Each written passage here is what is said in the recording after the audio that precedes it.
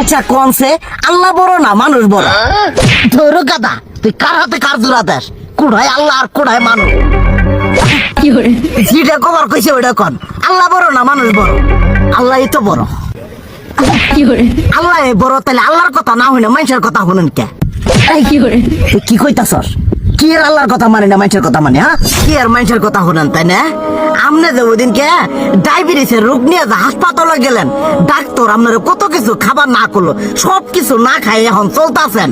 তাহলে আল্লাহ যে আপনারা কইছে যে হারাম খাবার না, সুদ খাবার না, কই আপনি তো কাম কাজ বাদ দিয়ে এলাকার আমাদের টাকা পয়সা না গায়ে খালি ওইলে দিয়েই খান, নিজেরা টেও হালাল ভাবে কামাই করেন না, ওই সুদও তো না কয়টা টিয়া করে লাভ আহে ওইলে দিয়ে দিয়ে চলেন আর পেটটা বড় বানাইছেন।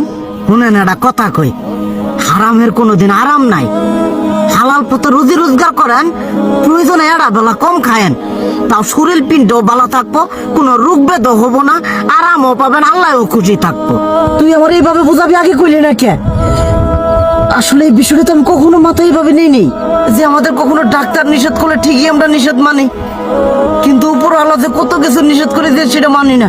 আর এই যে হারাম পথে টিয়া পয়সা কামাই করতেছেন, শরীরের মধ্যে দুনিয়া রোগ ব্যাধ হয়েছে, দেখা যাইতেছে যা টিয়া হারাম পথে কামাই করতেছেন তার তো বেশি টিয়া মনে করেন জ্বলে যাইতেছে গা বেশি।